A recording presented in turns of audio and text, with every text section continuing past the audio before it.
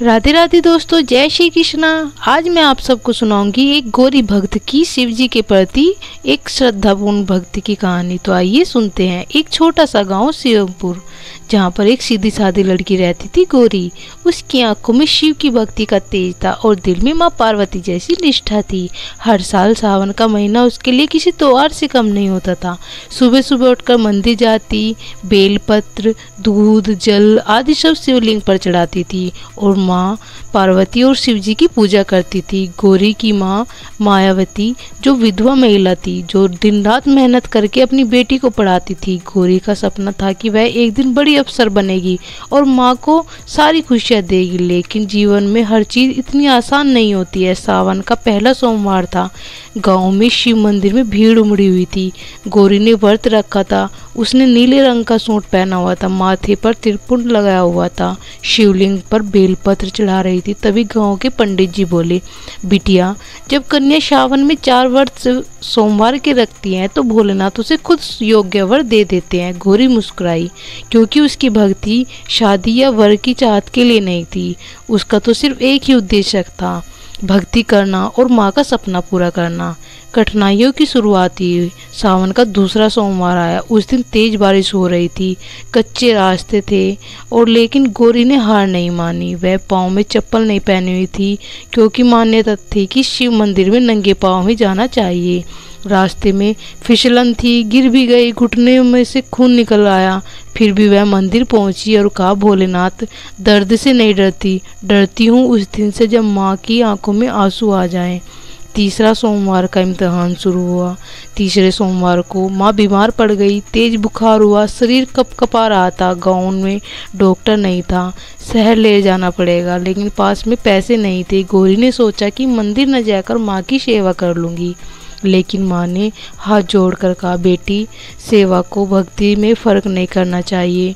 जब तुम व्रत की कसौटी कर ही रही हो तो उसे अधूरा मत छोड़ो, पाप लगेगा। तू जा भोलेनाथ के पास और मेरी चिंता मत कर। गौरी की आंखों में आंसू आ गए। वह माँ के पैर छूकर मंदिर की ओर निकल पड़ी। सावन का अंतिम सोमवार आया। आखिरी सोमवार सावन का। मंदिर में बहुत भीड़ थी, लेकिन उस दिन कुछ अलग हुआ। गौरी जब मंदिर पहुंची तो वहाँ पर एक अमीर आदमी खड़ा था, जिसकी गाड़ी की चाबी कहीं खो गई थी। वह परेशान था।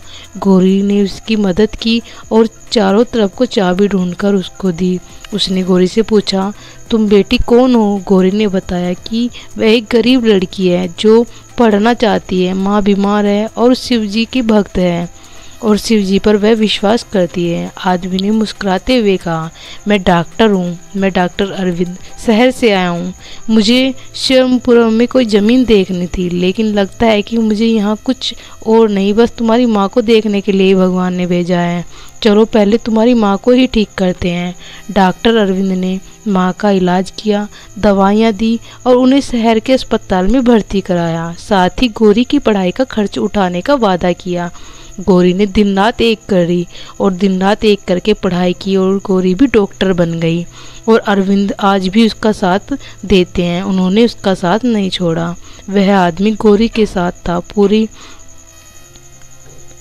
उसने गौरी की पूरी मदद की। जब माँ ठीक हो गई तो गौरी ने मंदिर जाकर भगवान शिव के सामने दीप जलाए और कहा, भोलेनाथ, आपने मेरी भक्ति को दर्शन दे दिए हैं। आपकी कृपा से मेरी माँ ठीक हो गई है, पढ़ाई का रास्ता खुल गया है। आपकी वजह से ही आज मैं इतनी बड़ी डॉक्टर बन पाई हूँ।